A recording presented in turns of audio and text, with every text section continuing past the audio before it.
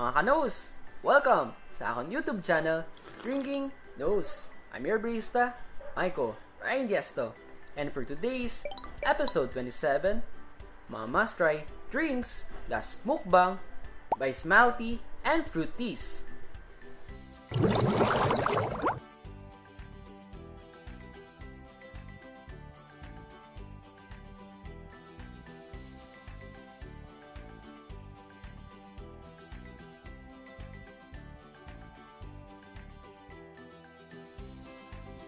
Milktea and Fruities is located at Barangay Benedicto near Datsan Iloilo City.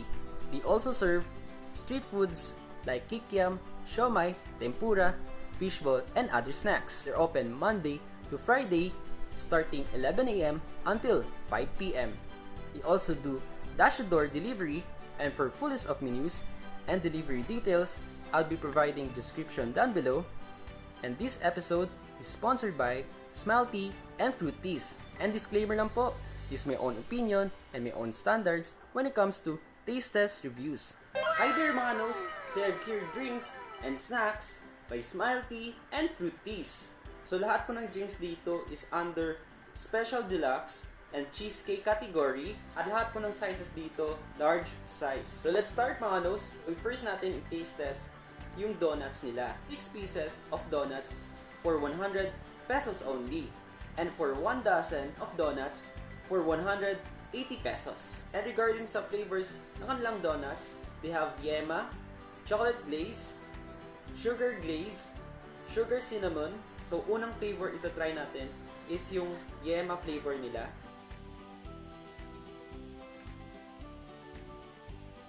Ito yung yema flavor nila.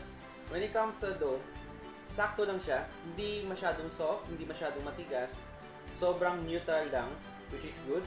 At yung kanilang yema dito sa taas, hindi siya masyadong matamis, which is good for me. At hindi nag-overpower yung yema essence or yung sweetness niya for this donut. Hindi siya puro hangin, hindi siya airy when it comes sa kanilang donut. And by the way mga nose, na-explain naman sa akin, 4 pieces lang po yung binigay sa akin kasi naubusan sila. So yung next flavor natin is sugar cinnamon. Ito yung kanilang cinnamon flavor. Sakto-sakto yung sugar icing dito sa taas. At the same time yung cinnamon flavor, which is good. Hindi nag-overpower yung cinnamon. It best complements for this sugar icing on top. So next is sugar glaze. Ito yung sugar glaze nila. Tama yung proportion when it comes sa lang topping dito sa sugar glaze. And for our last flavor, for their donut, this is their chocolate glaze. Actually, gusto ko yung donut nila.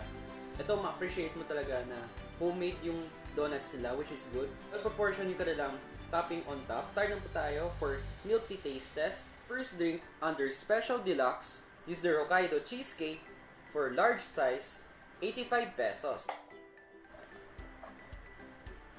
And when it comes sa Hokkaido Cheesecake, on point yung kanilang tea essence, which is good. At yung pearls nila, very soft. Yung cheesecake nila, well proportioned naman siya. Hindi siya nag-overpower sa cheesecake essence. For next drink is their Okinawa Cheesecake for large size, 85 pesos. Ito ang galing kasi well proportioned yung kanilang sugar level, which is good. And also, when it comes sa tea essence, on point siya. For our next drink is their Wintermelon Cheesecake for large size, 85 pesos. So far, tatlo pa lang yung drinks, pero na-amaze na ako sa kanilang consistency at the same time yung well proportioned when it comes sa ingredients itself. Ito, ma-distinguish ko talaga yung Wintermelon sweetness at the same time yung tea essence niya. For our next drink, this is their Matcha Cheesecake for large size, 85 pesos. By the way mga nose, before I forget, kapag nagtataka kayo bakit parang wala kayo nakita na cheesecake essence, nag-fade na siya while filming individually or by group. But don't worry mga nose, I will provide yung picture nila before delivery and upon delivery. For their Matcha Cheesecake, nandun yung hinanap ko yung thickness at the same time yung parang dahon feel or matcha essence na hinahanap ko. For our next drink is their Taro Cheesecake for large size, 85 pesos. Ito yung kanilang Taro Cheesecake. Yung unang mag-kick in sa'yo is yung Taro Essence, which is good. Andun yung sweetness ng Taro flavor. At the same time, yung faint taste ng tea essence nila, which is good. For our next drink is their Hersheys Cheesecake for large size, 85 pesos. Ito yung kanilang Hersheys. If you're a big fan of chocolate, especially for Hersheys brand, this is a must-try drink for you. For our next drink is their Dark Choco Cheesecake for large size, 85 pesos. Ito yung kanilang Dark Choco. Parang very similar siya sa Nutella, which is good. Di siya masyadong bitter for chocolate essence. For our next drink, this is their Coffee Oreo for large size, 85 pesos. Ito yung kanilang Coffee Oreo. Very similar siya sa taste ng coffee candy. Hindi masyadong strong yung coffee niya, but it well complements sa Oreo essence. For our next drink is their Coffee Lava Cheesecake for large size, 85 pesos.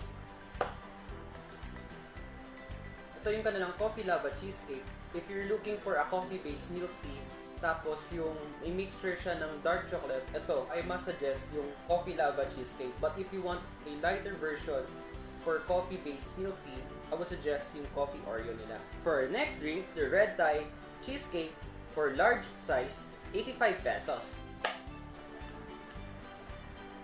Ito ang galing kasi I'm a big fan of Thai milk tea. Stronger taste siya, but it well complements sa sweetness at the same time sa milk tea base niya. For our next drink, is their Matcha Strawberry Cheesecake for large size, 85 pesos. Ito yung kanilang Matcha Strawberry Cheesecake. Yung unang makick-in sa akin is yung strawberry essence niya. Tapos yung matcha niya, parang aftertaste na lang siya. For our next drink, this is their Mango Madness Cheesecake for large size, 90 pesos. Nandun yung fruit essence niya at the same time yung sweetness niya. This is a very refreshing drink. For our last but not the least drink is their Rose Thai Cheesecake for large size, 90 pesos. Ito parang strawberry lang. Yung rose essence niya at the same time yung Thai tea essence na hinanap ko for this drink or wala akong nalasahan. Okay, for rating mga nos, for their donuts, I'll give this a perfect 10. For Hokkaido Cheesecake, I'll give this a perfect 10. For Okinawa Cheesecake, I'll give this a perfect 10. For Wintermelon Cheesecake, I'll give this a perfect 10. For Matcha Cheesecake, I'll give this a perfect 10. For Taro Cheesecake, I'll give this a perfect 10. For Hersheys Cheesecake, I'll give this a perfect 10. For Dark Choco Cheesecake, I'll give this a perfect 10. Coffee Oreo, I'll give this a 9. For Coffee Lava Cheesecake, I'll give this a perfect 10. For Red Thai Cheesecake, I'll give this a perfect 10. For Matcha Strawberry, I'll give this a perfect 10. Mango Madness Cheesecake, I'll give this a perfect 10. For Rose Thai Cheesecake, I'll give this an 8. When it comes sa kanilang donut, appreciate ko siya kasi homemade siya. At the same time, malaki yung donut nila. Perfectly balanced siya. Hindi siya nag-overpower sa sweetness, which is good. Ito yung kanilang Coffee Oreo. Na-rate ko siya 9 out of 10 kasi yung Oreo niya, medyo kulang lang ng konti sa akin. Pero when it comes sa coffee flavor, okay naman siya. Ito si Rose Thai Cheesecake, kaya na-rate ko siya by 8. Kasi yung unang in-expect ko is malasahan mo talaga yung rose essence. Ito parang yung unang nag-kick in sa akin. Parang very similar siya when it comes sa strawberry flavor. Yung Thai tea essence niya, medyo faint lang siya. But when it comes sa tea essence sila, sugar level, yung ingredients sila, perfect na siya sa akin.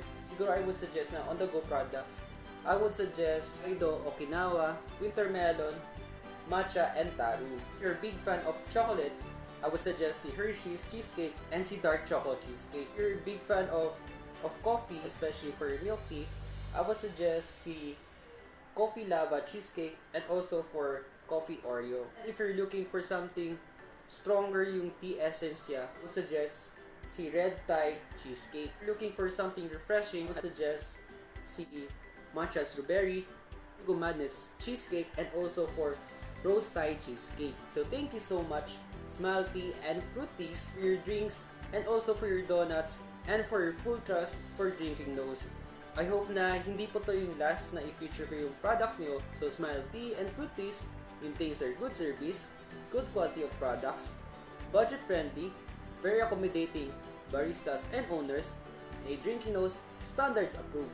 So once again, thank you so much, Smile Tea and Fruit Teas. Congratulations! Thank you for watching, mga nos. If you like this video, please do like and share it to one friends. And if you're new to this channel, please do subscribe and hit the notification bell icon for more updates and latest happenings for my Drinking Nose channel.